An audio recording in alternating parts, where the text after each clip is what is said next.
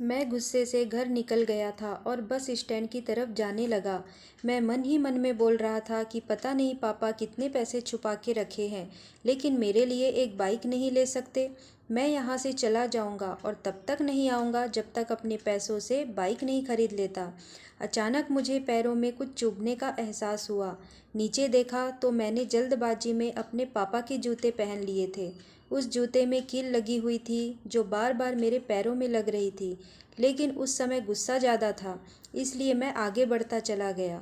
फिर अचानक मुझे याद आया कि मैं पापा का पर्स भी साथ लेकर आ गया हूँ।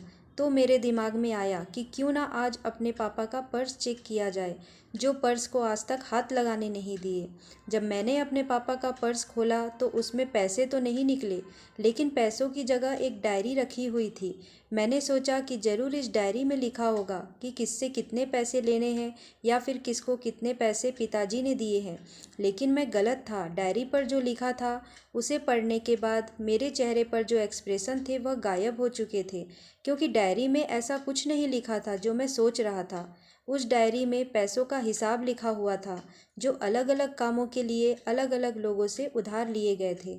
उस लिस्ट में कंप्यूटर के लिए भी पैसे लिए हुए थे, 50,000 बेटे के कंप्यूटर के लिए। ये वही कंप्यूटर था जिसे मैं आज तक यूज करता आ रहा हूँ, लेकिन मुझे नहीं पता था कि उस कंप्यूटर को खरीदने के लिए पैसे कहाँ से आए थे। उस डायरी में कैमरे का भी हिसाब था। मुझे याद था जब मैंने पहली बार कैमरे के लिए जिद की थी, तब मेरे पापा ने ठीक एक हफ्ते बाद मेरे जन्मदिन पर दिया था, जिसे देखकर मैं बहुत खुश हुआ। और मुझे खुश देखकर उससे ज़्यादा खुश कोई था तो वह थे मेरे पापा। मेरे चेहरे से गुस्सा एकदम गायब हो गया था। जब मैंने पेज पलटा तो उसमें कुछ विश लिखी हुई थी। पहली विश थी अच्छे जूते पहनना। ये बात मुझे कुछ समझ नहीं आई। तभी मेरे पैर सड़क पर भरे पानी में जा पड़े। तभी मुझे गीलेपन का एहसास हुआ। जब मैंने जूते को उतार कर देखा तो नीचे से फटा हुआ था। ये देखकर मुझे डायरी में लिखी हुई बात समझ में आ गई। तभी मुझे अपने माँ पापा की कही बात याद आई। माँ हमेशा बोलती थी कि जूते पुराने हो गए हैं, अब तो नए जूते ले लो। लेकिन पापा हमेशा बोलते थे कि अभी कुछ दिन और जूता चलेगा, अभी तो लिए थे। मुझे आज समझ आ रहा था कि पापा पर्स क्यों छुपा के रखते थे। तभी उस डायरी को पढ़ते हुए बस स्टैंड पर पहुंच गया और एक बेंच पर आकर बैठ गया।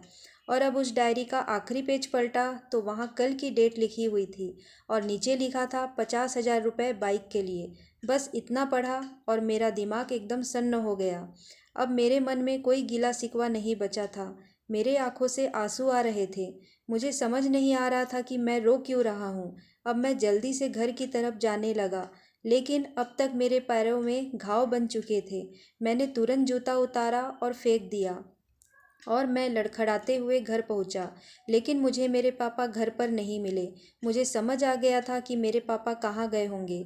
मैं सीधा उस बाइक वाले की दुकान पर पहुंचा। मेरे पापा वहीं थे। मैंने अपने पापा को दौड़कर गले लगा लिया। मेरे आंखों से आंसू नहीं रुक रहे थे। मैंने पापा से कहा, मुझे बाइक नहीं चाहिए, आप अपने लिए जूते ले लीजिए। आज से मैं जो कुछ भी करूँगा वो अपने बलबूते पर करूँगा, अपनी मेहनत से करूँगा।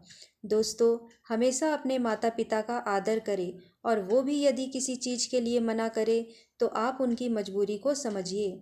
अगर आपको हमारी कहानी पसंद आई है तो स्टोरी की गली चैनल को प्लीज़ सब्सक्राइब करें और बेल आइकन को बजाएं, जिससे हमारी न्यू वीडियो की नोटिफिकेशन मिलती रहे।